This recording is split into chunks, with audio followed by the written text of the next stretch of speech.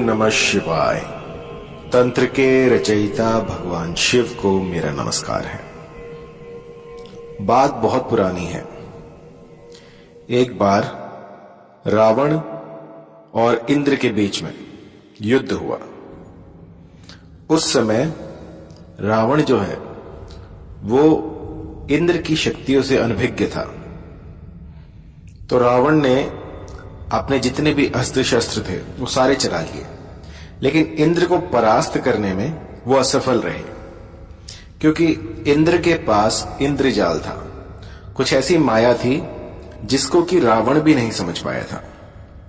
फिर रावण ने क्या किया, घोर तपस्या के बाद इस इंद्रजाल को जाना और इंद्रजाल में वर्णित इस मंत्र से कोई भी इस चंद्र वज्र वशीकरण से किसी को भी अपने अनुकूल किया जा सकता है।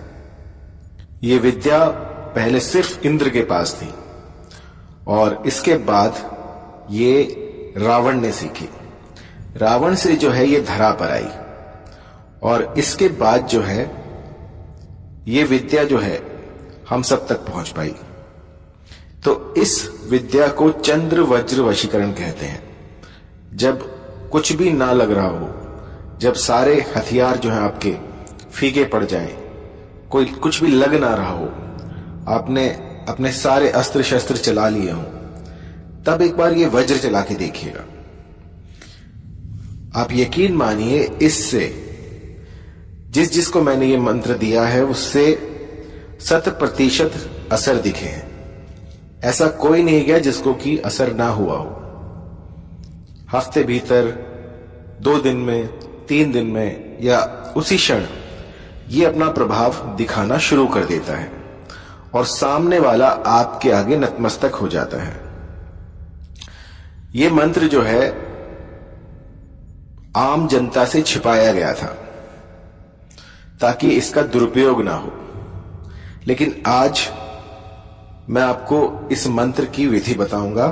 जिस भली प्रकार से मैं बता रहा हूं उसी प्रकार से यदि आप इसको करते हैं तो यूं समझिए सामने वाला जो है वो आपके वश में होकर रहेगा। चाहे दुनिया की कोई भी ताकत आ जाए वो इसको रोक नहीं सकती।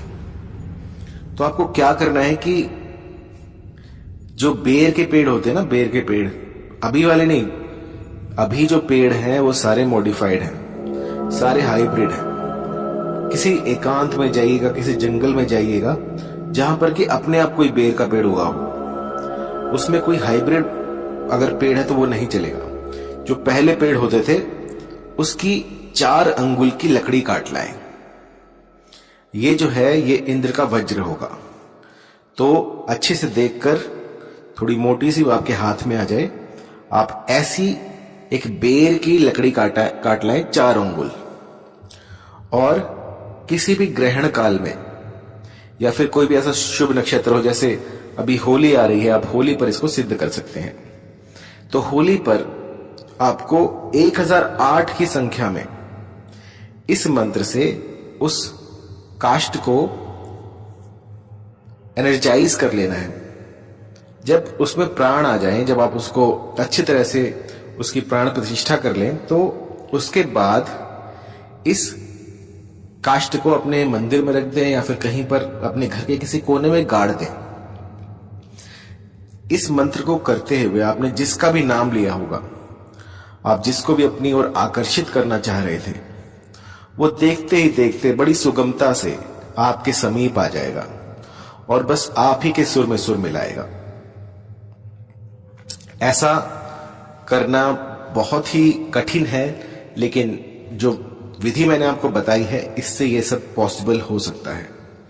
आप करके देखिएगा और जो कोई सबसे पहले इसको करेगा, मैं उसे जो मेरे गुप्त मंत्र हैं वो सारे दूंगा, क्योंकि ये हर किसी के बस की बात नहीं है। लेकिन जिस मेरे साधक ने ये सिद्ध कर ली और अपने प्यार को उसने अपने इस चंद्र वज्र से वश में कर लिया, मैं उसको एक ऐसा ज्ञान दूंगा जो कि इस धरा पर नहीं है, जो स्वर्ग से आया हुआ है। और जितनी जल्दी वो करेगा, जितना जल्दी आप करते हो, इसकी साधनाओं में जितना जल्दी आप इसको सटीक प्रकार से लगा पाते हो, उसको देखकर मैं आपको एक ऐसा ज्ञान दूंगा जिससे कि साधना के क्षेत्र में आप और आगे बढ़ पाएंगे। तो जो साधक होते हैं उनको एक बात हमेशा याद रखनी चाहिए कि बहुत सी ऐसी कठिनाइयां आती हैं, बहुत से ऐसे पड़ाव आते हैं जहां पर कि आपका धैर्य जो है वो टूटने लगता है, लेकिन आपको अथक प्रयास करने हैं, अपने मनोबल को क्षीण नहीं होने देना। बस इस साधना में लगे रहिए, क्योंकि साधना जो है वो होता ही है तलवार की धार पर चलना। जितना आसानी से मैं बता देता हूं, इतना आसान बिल्कुल नहीं होगा। आप सोचिए, आप जा रहे हैं जंगल में और वहां से बेर का पेड़ ढूंढ रहे हैं। मैं बताऊं आपको 10 दिन में भी नहीं मिलेगा, लेकिन 1 दिन में भी मिल सकता है। आपने पहले कहीं देखा हो, वहां से आप ला सकते हैं। तो ये सब लक की बात भी है और आपकी मेहनत पर भी है, आप कितनी मेहनत करते हैं। तो इसका विधान जान लीजिए। सबसे पहले जब आप पेड़ के पास जाएं तो उन्हें दंडवत प्रणाम करें कि मैं इस इच्छित कार्य को पूरा करने के लिए आपकी एक लकड़ी ले जा रहा हूं, तो इससे आपको कष्ट होगा तो मुझे माफ कीजिएगा। और इसके बाद आप हाथ जोड़कर उनसे विनय करें और उनसे आज्ञा लेकर, अब वो पेड़ तो बोलेगा नहीं, लेकिन आप यूं समझिएगा कि आप उसके बाद ले सकते हैं। एक बार उन्हें बताएं और उसके बाद जो है लकड़ी ले लें।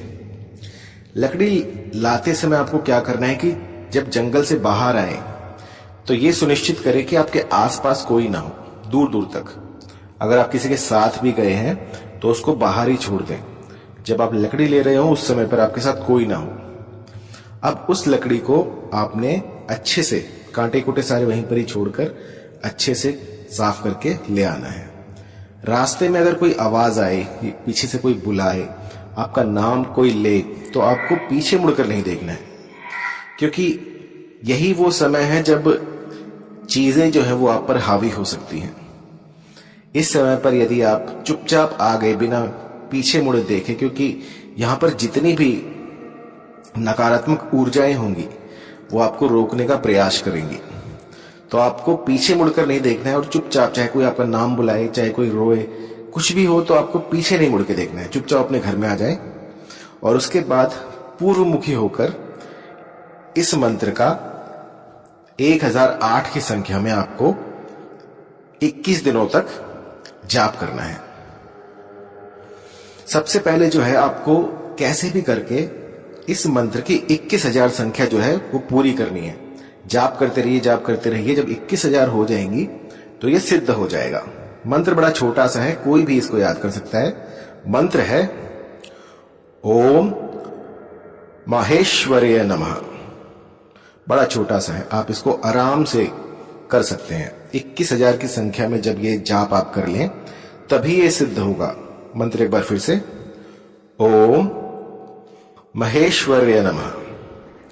इसके बाद जब आप 21,000 इसकी संख्या को पूरा कर लें तो एक एकांत स्थान में जाएं, चाहे वो वन प्रदेश हो, चाहे नदी तट हो, चाहे कोई भी ऐसी जगह हो जहां पर कि दूर दूर तक कोई ना हो।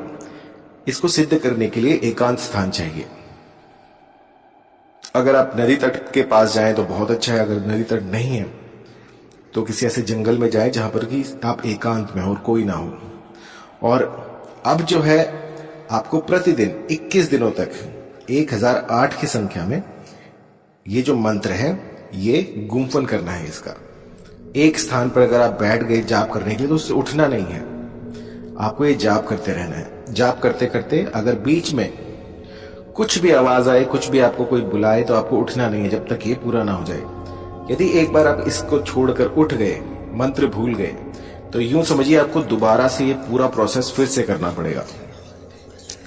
इसके लिए जो दिशा रहेगी वो रहेगी आपकी पूर्व की तरफ। आपको मुख करके बैठना है जहां से सूरज निकलता है। तो एक दिन पहले जाएं, वहां से देख कर आए कि सूरज कहां से निकलता है, या फिर कंपास ले जाएं, उससे देख लें। और उसके बाद जो है इसका गुम्फन शुरू कर दें। आपका जो आसन रहेगा वो रहेगा लाल रंग का। लाल रंग का ऊनी आसन आपको यहां पर चाहिए। लेकिन अगर किसी सिद्ध के पास मृग चर्म हो तो ये प्रोसेस आपका बहुत जल्दी पूरा हो जाएगा। मृग चरम अगर कहीं से मिले तो वो आप अर्जित कर सकते हैं, अन्यथा ऊन का आसन पर्याप्त है। इसके बाद आपको 21 दिनों तक 1008 की संख्या में इसका जो है गुंफन करना है। इस मंत्र का मंत्र है ओम महेश्वराय नमः। मंत्र जाप करते रहिए तो 21 दिन में ये सिद्ध हो जाएगा। उसके बाद जो काष्ठ होगी, जो लकड़ी होगी, वो वज्र बन जाएगी। आप जिस किसी को भी अपनी ओर आकर्षित करना चाहें, बस एक बार वो लकड़ी उसको छुआ दें और फिर देखिए किस तरह से वो सामने वाला जो बंदा है वो आपके प्यार में व्याकुल हो जाएगा। उसकी रातों की नींद हराम हो जाएंगी। वो जहां देखेगा उसे सिर्फ आप दिखेंगे। किसी का अहित करने के लिए इस प्रयोग को ना करें। इस प्रयोग को यदि आप किसी का अहित करने के लिए प्रयोग में लाएंगे तो ये आपके जन्म जन्मांतर के जो आपने पुण्य किए हैं उनको नष्ट कर देगा और आपका जो डाउनफॉल है वो शुरू हो जाएगा। तो किसी का भी अहित ना करें और मानव की सेवा में इस विद्या को लगाएं। यदि कोई परिवार टूट रहा हो और आपके पास वो जानकारी हो तो वहां पर जाकर आप इसका प्रयोग कर सकते हैं। और जितना आप इसको मानव सेवा में लगाएंगे ये उतनी ही ज्यादा प्रबल होती रहेगी। तो इस साधना में आपको मांस मदिरा का प्रयोग बिल्कुल नहीं करना है। अगर आप मांस मदिरा का प्रयोग करते हैं तो 1 महीने पहले छोड़ें और उसके बाद इस तंत्र को आप कर सकते हैं। दूसरा है परस्त्रीवास या फिर सहवास आपको नहीं करना इन दिनों में। बिल्कुल सात्विक रहना है जब तक ये सिद्धि आपको ना मिल जाए। और एक बार ये सिद्धि मिल जाए तो आपको मदारी नहीं बन रहे हैं, सबको दिखाते हुए नहीं फिरना है कि मेरे पास ये विद्या है। इसको बिल्कुल गुप्त रखें। आपके मरने तक किसी को पता ना लगे कि आपके पास ये विद्या है। इसको बिल्कुल छुपा कर रखें तो ये और बढ़ेगी। जितना आप लोगों को बताएंगे उतना ये नष्ट होती जाएगी, क्षीण होती जाएगी।